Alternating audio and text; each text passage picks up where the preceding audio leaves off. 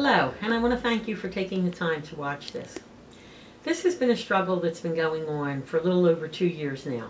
Some of you may be weary of this fight that we have with the Archdiocese of Philadelphia and Holy Innocents Parish in particular. Some of you are still maybe wondering why we still have these issues and why we haven't moved on. Why are we seeming to be stuck where we were 2 years ago? Well, there's a couple reasons why. There are things that are important and we have to decide to fight for in our lives. This was not a challenge we wanted to take upon ourselves, but it was one that we felt that we had to. For those who have gone before us, and for those in our cemetery, and for those who look to us for leadership in a time when religion may not be as valued in the world as it seems to be, or should be. Last night on Fox 29 News, Joyce Evans interviewed Father Higgins about his current situation at Holy Innocents.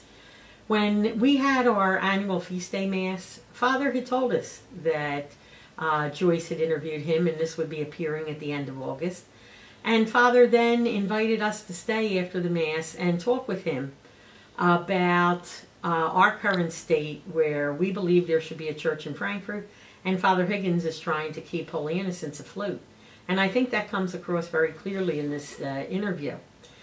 I want to go back to some of the points in this report. I could have written them. I wanted to do a table to compare them, but sometimes words can get lost if they aren't spoken, or if there's not a person that you can identify with them. And this is really a very important issue. We are coming to the point where our Vatican appeal for St. Joachim is at the last stage, the signature stage.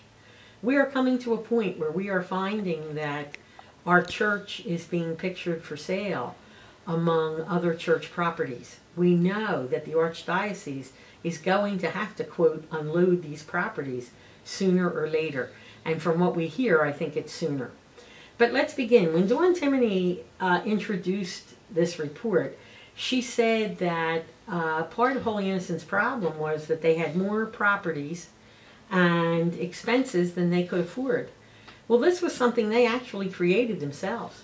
St. Joachim and Mater Della Rosa were viably set financially from a pastoral plan and number of parishioners that were able to support these two churches.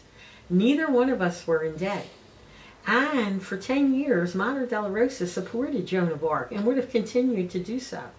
It was an expense to them, but one they gladly did because they felt compelled to mission there. And Father Large himself went from Mater Della Rosa to St. Joan of Arc to say a Mass for over 10 years. St. Joachim, we had an oblate priest. We did just get out of debt within the past year, but we weren't in debt at the time. And both of us had rented schools. Now, we really believe that Father Higgins and the Archbishop, because I lay this at the Archbishop's feet, he is the head of the church in Philadelphia. So nothing happens without his say-so. And we know that the priests take a vow of obedience, but we also know that there has to be some way that the voice of the people is heard. We really believe that our churches were closed so that Holy Innocents would then be able to attain this cash flow, which we believe to be over $300,000 a year. For 2 years they got that money. Now, the charter school that was there has relocated, and that's why these properties are now being auctioned. We were not told about the pastoral planning process and everything that was going on. Mater Della Rosa was told by their pastor. Our pastor at that time told us it was a secret process. He told the people involved in the process it was a secret process and he would take care of everything. And that's why we end up looking pretty dumb as to what was going on. But I think, to make this clear again, Father Higgins is the dean of this local area of parishes. He stood to gain by these three churches and also part of Ascension folding into Holy Innocents. But we know that he didn't gain. We know that people didn't go there. We know that people don't go there. We encourage people. My husband and I encourage people to go to Holy Innocents. But we were fired from the transition team because we had began a Vatican appeal. The church does not seem, even at this late date, to want to work with anyone who questions or does not obediently obey whatever laws or rules are handed down. And that is not the church that Jesus founded, and it is not the church that Pope Francis is trying to revitalize. If the church in Philadelphia is going to revitalize itself, it's going to happen because the laity are fully included. If we still have the same status quo after the Pope leaves, which I'm pretty sure we will, nothing is going to change. So then why do we fight it? We fight it because we believe, because we are Catholic. Father Higgins talked about the history of his parish in the 1920s and 30s, and then beautiful Holy Innocents was built in 1953. Well, I just want to let him know, in 1845, the first church for St. Joachim was already standing in Frankfurt. And St. Joachim has been the mother church to the Northeast. And I'm sure we even had a hand in helping Holy Innocents, especially since both of us shared the great ministry of the Sisters, Servants of the Immaculate Heart of Mary. Father Higgins talked about his only Mass that's filled is Spanish. And he has 5 Masses at Holy Innocents, but only the Spanish Mass, 12 o'clock Sunday, is filled. The 4 Masses are not. We have been asking for a Mass in Frankfurt. We have been asking for a Mass in Frankfurt. There is no Catholic Church in Frankfurt. There is no weekly Mass in Frankfurt. If we could think outside the box, maybe one of those Masses could come over to Frankfurt. Father Higgins would still get the benefit. We want a weekly Mass in Frankfurt. We need one here for the people of Frankfurt. If you know Frankfurt, you know Frankfurt is a place in need.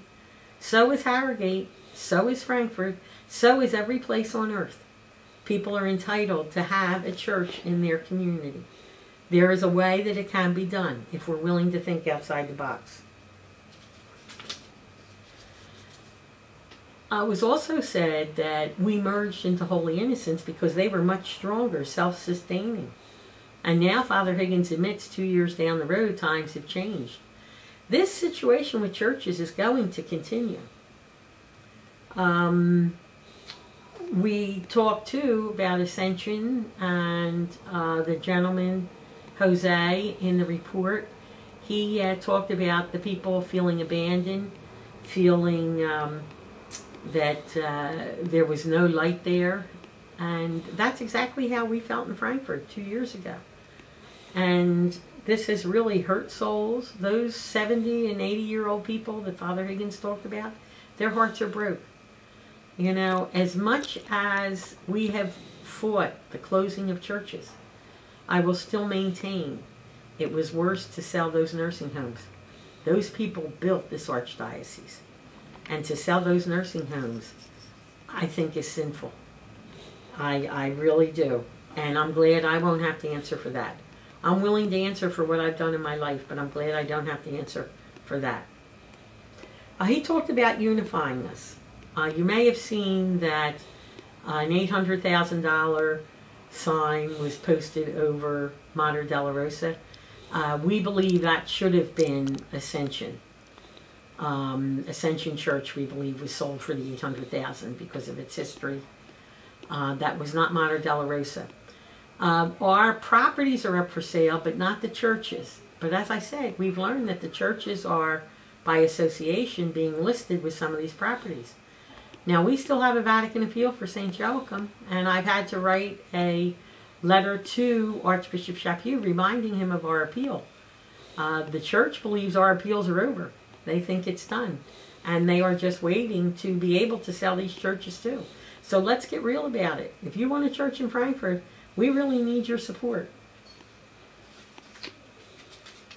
Sister Linda, I think, is a wonderful woman. We could learn so much from her and from her charity. But just to let you know, when St. Joachim closed, Most Reverend Dean Clodfelder of St. Mark's Episcopal Church invited us up there to use his facilities, to do what we could as we worked to reopen our church. Because literally we were on the street. We're still on the street with our 8 o'clock prayer service every Sunday morning. And you see pictures of that if you're on Facebook. The Catholic Daughters moved their Matthew 25 cupboard there. One of the Catholic Daughters and one of our Keep the Faith members started St. Benedict's Closet, clothes for people and other needs, and has done a wonderful job. That's located at St. Mark's too. So we continued. Keep the Faith in Frankfurt was formed as a nonprofit to continue the work of the church in Frankfurt. We believe we are the Catholic presence in Frankfurt. And we are not leaving Frankfurt because our brothers and sisters need to see the gospel of Jesus Christ and need to feel his love. That's why we are still here. We still do events and other activities, and we participate in the Dining with Dignity program, and so do the Catholic Daughters. So in spite of everything, we are continuing to do what we can. Father Higgins talked about having to reach out, you know, even if it's one Catholic at a time. After Father Higgins met with us at our church, there were still a lot of reasons why they couldn't do a Mass over here in Frankfurt. I know Father was very attentive listening. I know he thought about this. We sent him a proposal August 26th, telling him what we thought we could do to help Holy Innocents and to help us in Frankfurt. We would work for both ends because we realize that we may not have a rectory office. We may not have a rectory office. We need a weekly Mass to fulfill our obligation as Catholics. But everything we do would still go to Holy Innocents. All we're asking for is a chance to worship God in our community. And if that's too difficult for the church, then I think there's something wrong with the priorities. And that's the message that we're trying to make. Thank you for listening. Please pray for us. And Father Higgins, I hope you answer the proposal. Archbishop Chaput has said he will no longer answer me.